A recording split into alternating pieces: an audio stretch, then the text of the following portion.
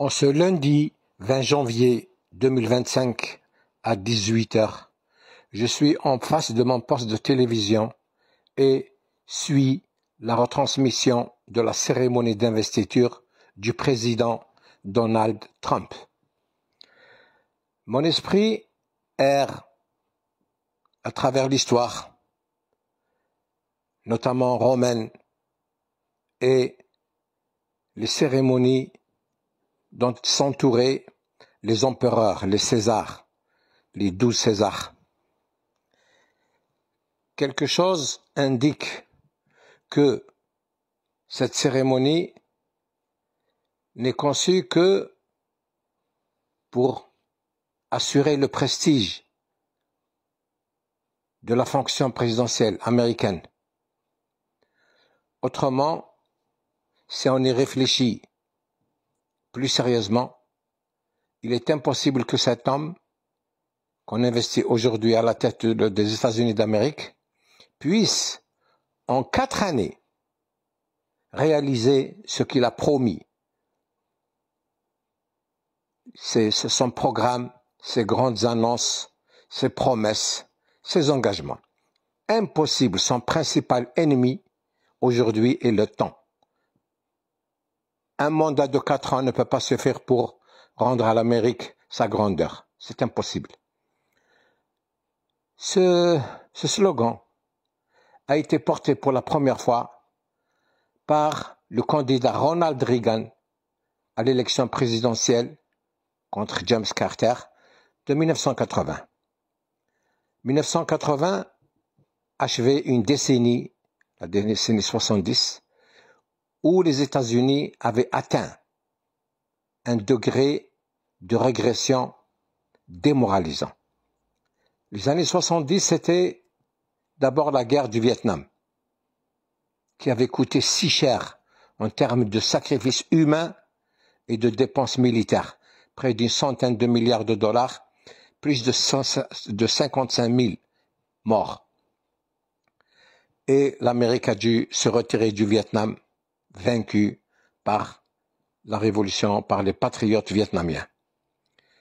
En 1973, éclatait l'affaire du Watergate, où s'était emmêlé les pieds le président Richard Nixon, qui a dû présenter sa démission pour ne pas risquer des poursuites judiciaires qui l'auraient conduit en prison.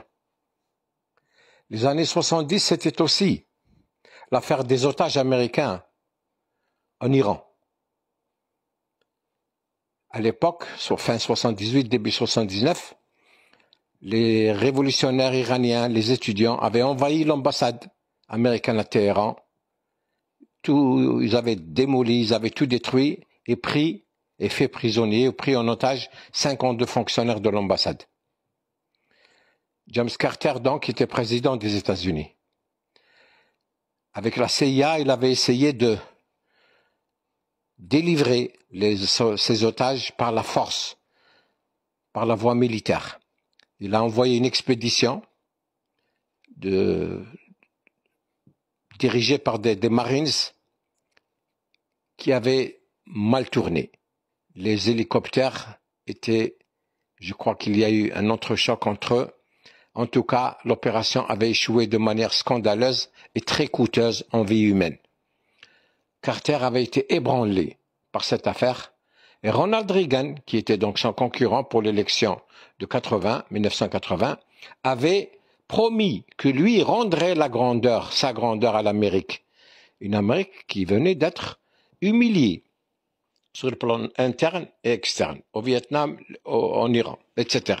En fin de compte, c'est grâce au professionnalisme de la diplomatie algérienne que les 52 otages américains ont été libérés. Dans un moment, la cérémonie d'investiture du président Trump se clôturera et la réalité commencera. Le président va signer les décrets présidentiels dont il avait annoncé la signature pour aujourd'hui, notamment concernant le renvoi des émigrés. Maintenant, le compte à rebours commence pour le président Trump. Il est maintenant au pied du mur. Un mur plus haut que celui qu'il a construit dans le Texas pour freiner et obstruer la voie aux candidats à l'immigration mexicain. Imposer les intérêts de l'Amérique, imposer leurs priorités sur le reste du monde n'est pas réaliste, n'est pas sage.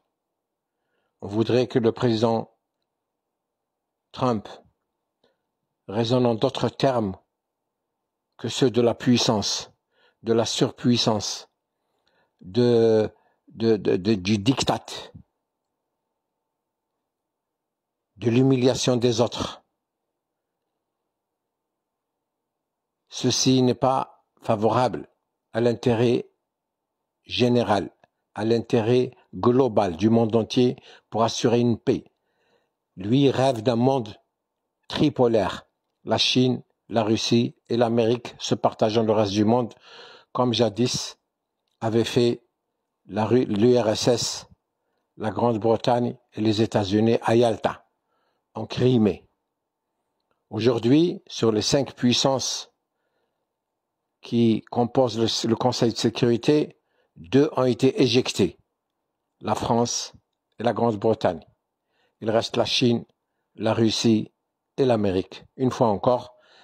Mais nous espérons que Donald Trump ne va pas ouvrir une nouvelle guerre froide, mais qu'il va travailler à réchauffer les relations entre tous les pays du monde.